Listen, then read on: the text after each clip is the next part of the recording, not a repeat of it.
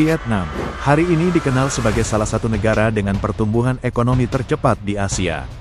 Sejak 1986 pada reformasi ekonomi, atau yang dikenal Doi Moi, Vietnam menerapkan reformasi yang beralih dari ekonomi komando ke ekonomi pasar sosialis, mendorong sektor swasta, mengakui kepemilikan pribadi, dan mengintegrasikan diri ke perdagangan global, mengubah negara dari miskin menjadi eksportir beras dan pusat manufaktur. Namun beberapa dekade lalu, Vietnam hanyalah negara yang hancur oleh perang, miskin, dan terisolasi dari dunia internasional.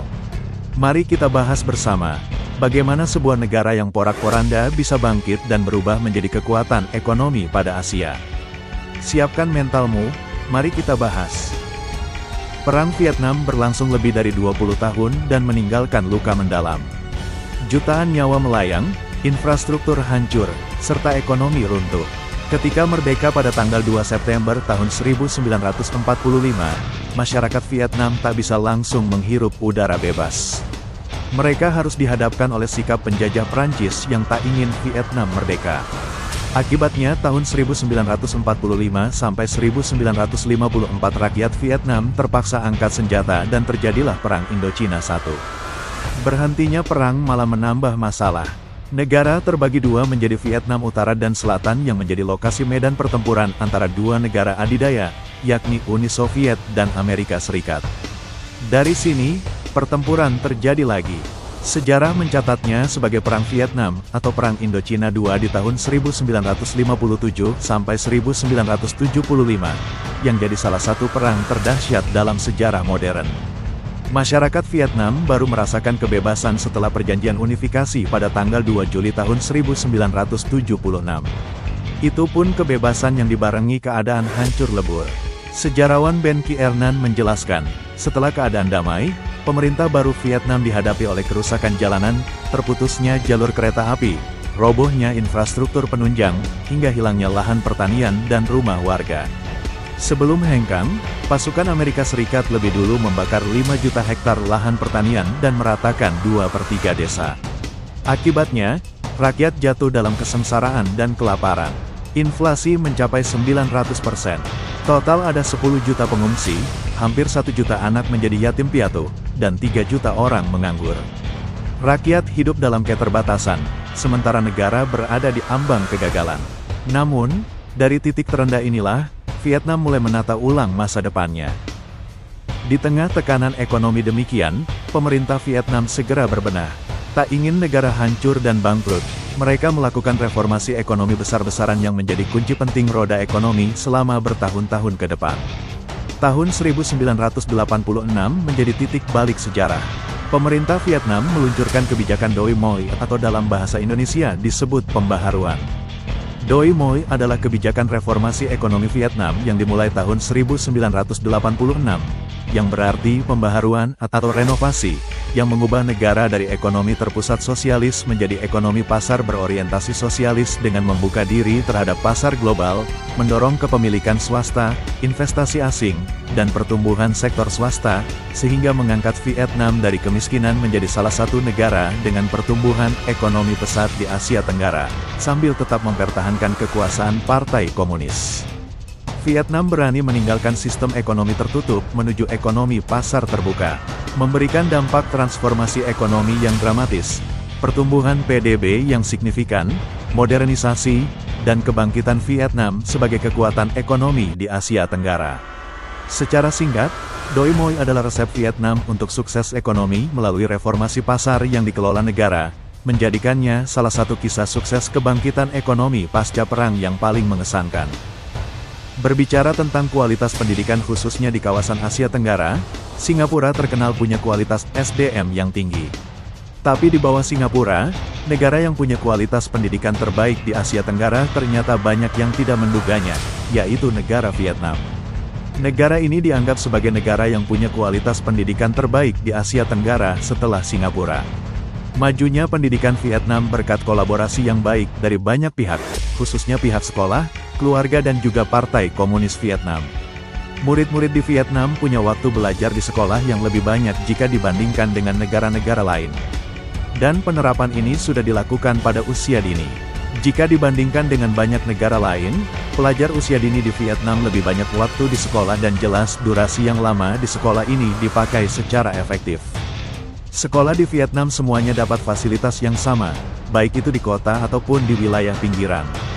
Semuanya difasilitasi penunjang terbaik. Alasan lain pendidikan Vietnam maju terletak pada guru mereka.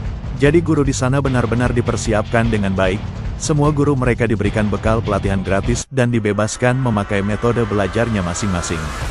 Jadi guru-guru bebas ngajarnya mau sekreatif apa, yang penting menjadi tolak ukurnya adalah materinya itu bisa sampai ke murid. Terus yang lebih keren lagi, untuk mengatasi masalah kesenjangan antara guru di kota dan di desa, pemerintah Vietnam sampai menyiapkan bonus untuk guru-guru yang mau mengajar di pelosok. Vietnam memahami satu hal penting, tanpa sumber daya manusia yang kuat, pembangunan tidak akan bertahan lama. Pendidikan menjadi prioritas nasional. Sekolah teknik dan vokasi diperbanyak. Anak muda dilatih untuk siap kerja, bukan hanya lulus sekolah. Hasilnya adalah tenaga kerja yang disiplin, terampil, dan produktif. Inilah yang menjadi daya tarik utama Vietnam di mata dunia. Laporan terbaru tahun 2024 menunjukkan kepercayaan investor yang luar biasa tebal.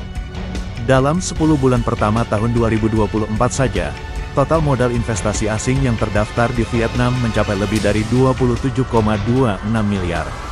Angka ini naik 1,9% dibandingkan periode yang sama tahun sebelumnya. Lebih mengesankan lagi, realisasi modal uang yang benar-benar sudah dibelanjakan mencapai 19,58 miliar, naik 8,8% year on year. Sektor apa yang jadi idola?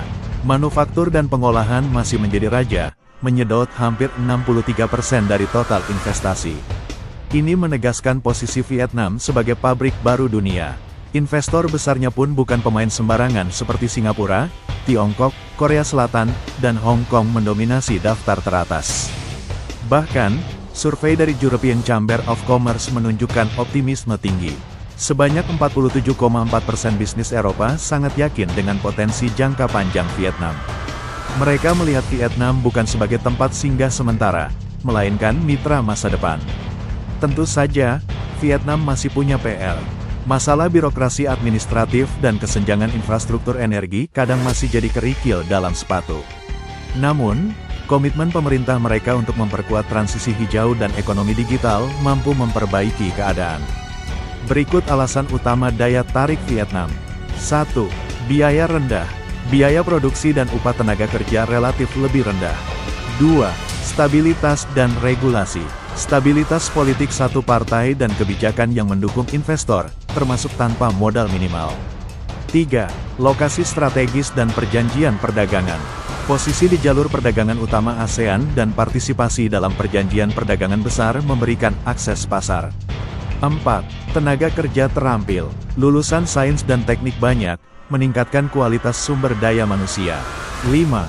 Insentif pajak. Pajak penghasilan badan yang kompetitif dan insentif pajak lainnya. 6. Pertumbuhan ekonomi. Pertumbuhan PDB yang konsisten dan peningkatan kelas menengah. Vietnam telah membuktikan bahwa dengan kombinasi lokasi strategis, institusi politik yang efektif, kebijakan pintu terbuka, dan tenaga kerja yang dinamis, mereka layak menjadi magnet investasi global. Vietnam menjalankan kebijakan jangka panjang secara konsisten. Fokus pada ekspor, infrastruktur, dan industrialisasi. Pemerintah Vietnam memang telah secara konsisten menerapkan kebijakan yang berfokus pada pembangunan industrialisasi dan modernisasi ekonomi dalam beberapa dekade terakhir. Strategi ini dimulai dengan kebijakan reformasi Timoy yang diluncurkan pada tahun 1986, yang mentransformasi ekonomi terpusat menjadi ekonomi pasar yang berorientasi sosialis, mirip dengan reformasi di Tiongkok.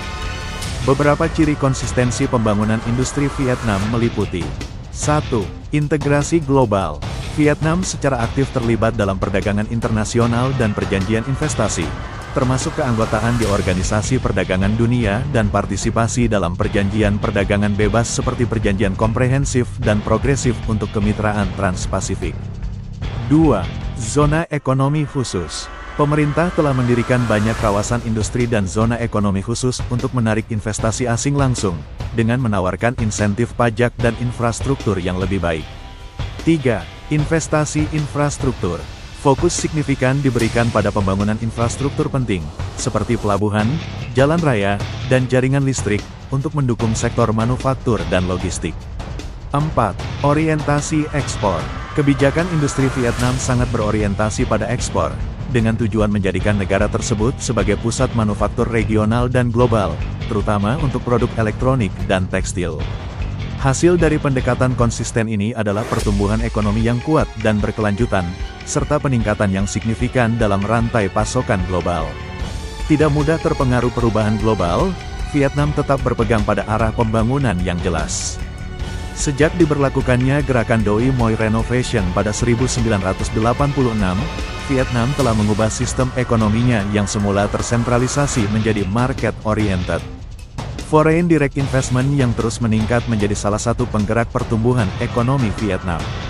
Pelajaran yang dapat diambil dari kebangkitan ekonomi Vietnam adalah bagaimana totalitas orientasi mereka terhadap ekspor dan investasi. Industri dalam negeri didukung habis dengan kemudahan pasokan bahan baku dan fasilitas bagi investor asing sehingga tidak terlalu mengandalkan komoditas primer. Pemasaran hasil industrinya pun juga mereka benahi dengan menjalin kerjasama perdagangan bebas dengan banyak negara yang membuat barang ekspor menjadi lebih kompetitif.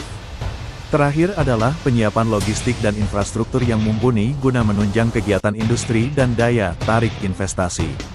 Karena sebagus apapun konsep dan promosi atas kemudahan dan keunggulan investasi suatu negara tanpa dibarengi logistik dan infrastruktur yang mumpuni, bagaikan kopi tanpa gula.